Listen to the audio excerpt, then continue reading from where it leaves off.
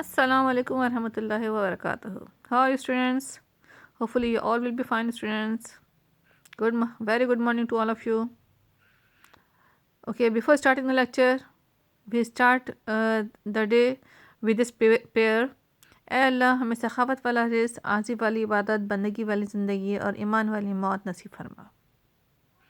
ठीक है, इस दुआ के साथ ही हम आज के लेक्चर का जो है को स्टार्ट करते हैं, students. Now, as you know that we have started the chapter solution and suspension, and we have done its many of the topics.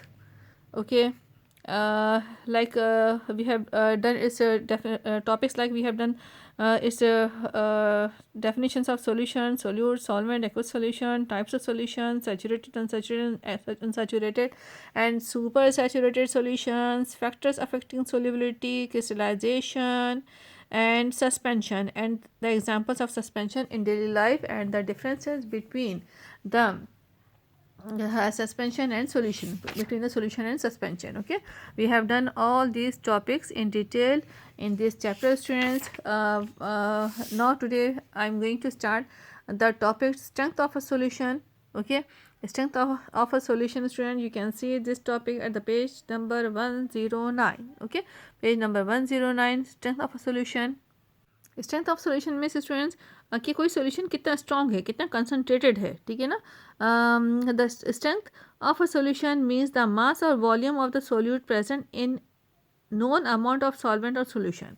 यानी अगर आपको सॉल्वेंट की नोन अमाउंट मालूम है और उसमें आप सोल्यूट का जो सोल्यूशन बनाते हैं, सोल्यूट को डिज़ोल्व करके उसका सोल्यूशन बनाते हैं. ठीक है, तो सोल्यूट की कितनी अमाउंट उसमें डिज़ोल्व करते हैं और किस तरह सोल्यूशन बनाते हैं, वो उस सोल्यूशन की स्ट्रेंथ कहलाती है. ठीक है.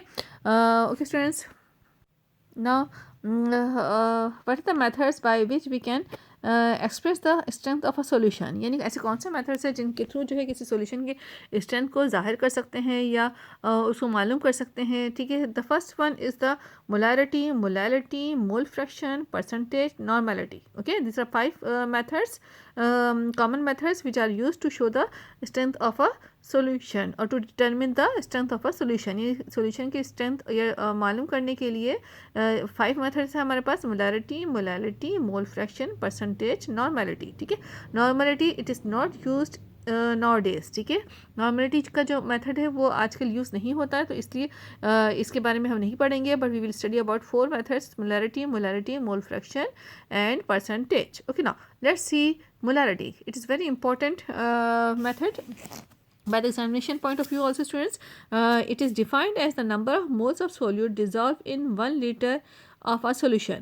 यानी जो है अगर आपके पास सॉल्वेंट है, सॉल्वेंट कितना है आपके पास, 1 लीटर है. 1 litre is equal to 1 decimetre cube. 1 litre किसके बराबर होता है, 1 DM क्यूब के बराबर होता है. ठीक है, अगर आपके पास 1 लीटर का सॉल्वेंट है और उसमें आप जितने भी नंबर ऑफ मोल्स सॉल्यूट के जितने भी नंबर ऑफ मोल्स ऐड करते हैं वो उसकी मोलारिटी को शो करता है. Okay okay, I am repeating.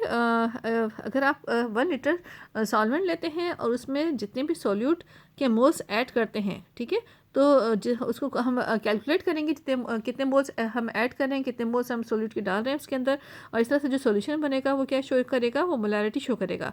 Molarity is denoted by capital M. ठीक है, molarity is denoted by capital M, यानी इसको हम शॉर्ट में भी बिल्कुल शॉर्ट तरीके से इसको हम कैपिटल एम से शो करते हैं. ठीक है, अच्छा. Next, 1 mole of sodium hydroxide. 1 mole of sodium hydroxide is equal to 40 gram. ठीक है, यानी सोडियम का 23 वेट होता है, ऑक्सीजन का 16 और हाइड्रोजन का 1.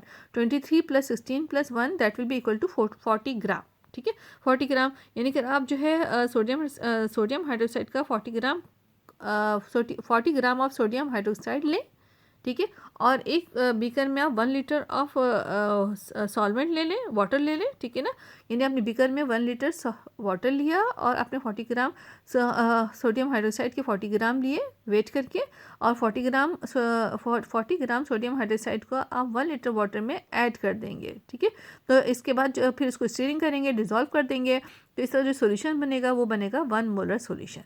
ओके स्टूडेंट, ये बनेगा 1 मोलर सोल्यूशन। अच्छा, इसी तरह से अगर आपको सिंपल सी बात है, ये भी बहुत इजी है, समझ में आ जाएगा कि अगर इसकी अगर हम सोल्यूट की अमाउंट हम कम ले लें, यानी हम हाफ ले लें, लाइक 20 ग्राम ले लें, और इसको अगर 1 लीटर सॉल्वेंट में हम ऐड करेंगे तो वो हमारे पास हाफ मोलर सोल्यूशन बन जाएगा, ठीक है, यानी 0.5 मोलर सोल्यूशन बन जाएगा। Okay student, so it's very simple definition, hopefully you understand it.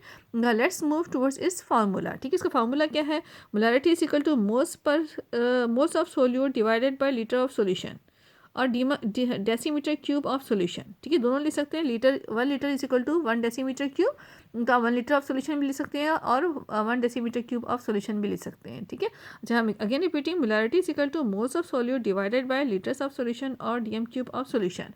ये इसका फार्मूला है, इसको आप अच्छे से याद कर लेना है आपने स्टूडेंट, ठीक है ना, और इसको एज इट इज़ जो है इसको आपने याद करना है, इसको कोई चेंज नहीं करना। Okay, now one more formula is given here, number of solute is equal to given mass of solute. Please look at the page number 109, book पे देखते रहिए ताकि आपको ज़्यादा इजी रहे समझने में। Number of solute is equal to given mass of solute divided by gram formula mass of solute, यानी नंबर ऑफ मोल्स मालूम करने का तरीका क्या है? ज़ाहिर है मोल्स तो नहीं लेंगे, मोल्स की क्वांटिटी तो नहीं यूज़ करेंगे, हम ग्राम में लेंगे या किलोग्राम में लेंगे हम सोल्यूट को। तो इसके नंबर ऑफ मोल्स मालूम करने का तरीका क्या है? इसके लिए एक फार्मूला दिया हुआ है नंबर ऑफ मोल्स मालूम करने के लिए, number of moles equal to gram mass of solute divided by gram formula mass of solute. ये फार्मूला यूज़ करेंगे तो आपको नंबर ऑफ मोल्स मालूम हो जाएंगे। ठीक है, ये किसी भी सोल्यूट के नंबर ऑफ मोल्स मालूम हो जाएंगे। अच्छा, लीटर ऑफ सोल्यूशन, इसके लिए भी फार्मूला है ml of solution divided by 1000, यानी millilitre of solution divided by 1000। Litre of solution को अगर हम ml में चेंज करें तो कैसा होगा?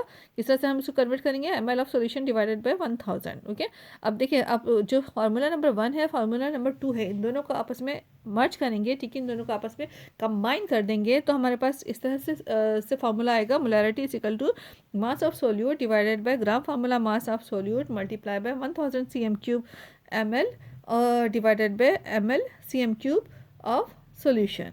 ओके स्टूडेंट, तो इस तरह से आपके पास फार्मूला आप इस तरह भी पढ़ सकते हैं, आप इस तरह भी पढ़ सकते हैं कि molarity is equal to mass of solute multiply by 1000 cm³ ml divided by gram formula mass of solute multiplied by ml cm³ of solution. Okay student, so it is the formula. Now please let's move towards the homework students. The homework for today is that I'm giving you only one question today, that define molarity. ठीक है, okay student, define molarity. तो अब definition आप लिख लेंगे यहाँ से, it is, ठीक है, definition is it is defined as the number of moles of solute dissolve in 1 litre of solution. अच्छा, ये तो हो गई डेफिनेशन। अब इसकी एग्जांपल देंगे स्टूडेंट। एग्जांपल के लिए देखिए next para, 1 mole of sodium hydroxide 40 gram dissolve in 1 litre bracket में 1 dm³ of solution is said to be 1 molar solution. बस यहाँ तक एग्जांपल है इसकी, एग्जांपल लिख लीजिएगा, इसकी डेफिनेशन लिख लें, फिर इसकी एग्जांपल लिख लें। ओके, तो ये आपके पास डेफिनेशन एंड एग्जांपल इसकी कंप्लीट हो जाएगी। Now let's move towards the formula of the molarity. As on the screen you can see, आप फार्मूला की हेडिंग डालेंगे, formula of molarity. Molarity is equal to moles of solute divided by litres of solution और dm³ of solution. ठीक है, it is the basic formula, but we will, molarity के असल में 2 formula है, एक शॉर्ट फार्मूला है, एक लॉन्ग फार्मूला है। ठीक है, लॉन्ग फार्मूला अक्सर न्यूमेरिकल्स में यूज़ होता है। ओके, तो जिस तरह से आपको स्क्रीन पे फार्मूला नज़र आया, number of moles is equal to, ठीक है, और litres of solution is equal to, और फिर next formula molarity is equal to, ठीक है ना, mass of solute multiply 1000 cm³ ml divided by gram formula mass of solute multiply by ml cm³ of solution. ये जिस तरह detail formula नज़र आ रहा है, लॉन्ग फार्मूला नज़र आ रहा है, ये सारे फार्मूले आपने एज इट इज़ जो है कॉपी में राइट डाउन करने हैं, इसे याद करने हैं।